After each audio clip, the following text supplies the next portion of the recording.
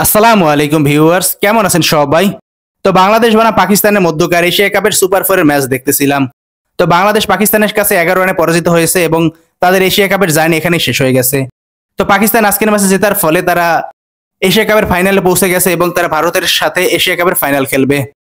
তো বাংলাদেশ পাকিস্তানকে কত রানে অল আউট করেছে জানেন আপনারা? মাত্র 135 রানে। দরকার কত রান? 136 রান। তো এই 136 রান চেস করে বাংলাদেশ জিততে পারেনি। তো চিন্তা করেন অবস্থা।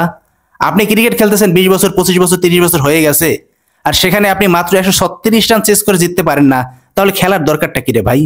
আপনারা দেখবেন বাংলাদেশ কোনো ম্যাচ হারার পরে আপনাদের খুব কষ্ট লাগে, কিন্তু বাংলাদেশের প্লেয়ারদের দেখবেন দাঁত কেলিয়ে হাসতে থাকে।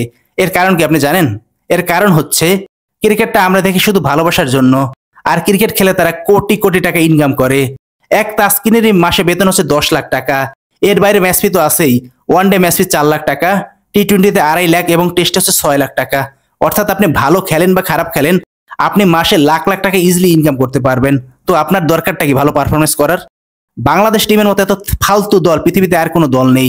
এদের আসলে কোনো জেতার মতো মন মানসিকতাই নেই। এদের কথা হচ্ছে মাসে মাসে আমি টাকা পাচ্ছি, ম্যাচ খেলে টাকা পাচ্ছি, এটাই এনাফ ফর মি। ম্যাচ জিততে হবে কেন আমাকে?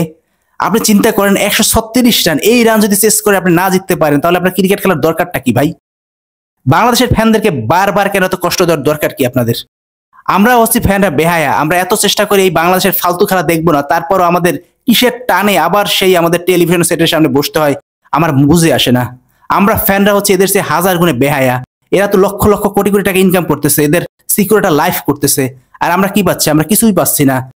এক বুক ভালোবাসা নিয়ে আমরা বাংলাদেশের খেলা দেখতে বসি, আর বিনিময়ে আর আমাদের কি দেয়? এক বুক কষ্ট দিয়ে আমাদেরকে প্রতিবার আমাদেরকে রিক্ত সিক্ত হস্তে ফিরিয়ে দেয় এরা আমাদেরকে। তো এদের বিরুদ্ধে কোনো ব্যবস্থা নেওয়া হচ্ছে না। 5ই আগস্টে যেমন গণভবন সাধারণ মানুষ ঘেরাও করেছে, তেমনি ভাবে আমাদের বিসিবি ঘেরাও করা উচিত। প্রত্যেকটা টিম ম্যানেজমেন্টকে ধরে প্রশ্ন করা উচিত, তোমরা কি খেলতে নামতেছো? কোটি কোটি টাকা দিয়ে যে আমাদের কোচ আনা হচ্ছে, কোটি কোটি টাকা দিয়ে যে প্লেয়ারদেরকে ভালো ক্রিকেট খেলার জন্য আমরা চেষ্টা করাচ্ছি, এর লাভটা কি হচ্ছে? কি লবডঙ্কা লাভ হচ্ছে আমাদের? তো আমাদের কি দরকার প্লেয়ারদেরকে এইরকম ভালো ভালো ফ্যাসিলিটিস দেওয়া? আমরা খেলা দেখি দেখি তো ক্রিকেটটা তো জনপ্রিয়। এই যে প্লেয়াররা বছরে কোটি কোটি টাকা ইনকাম করে, কাদের জন্য ইনকাম করে? আমরা খেলা দেখি দেখি ইনকাম করে। যদি আমরা খেলা না দেখতাম, এদের একটা প্লেয়ারও ঠিক মতো ভাত খাইতে পারতো না।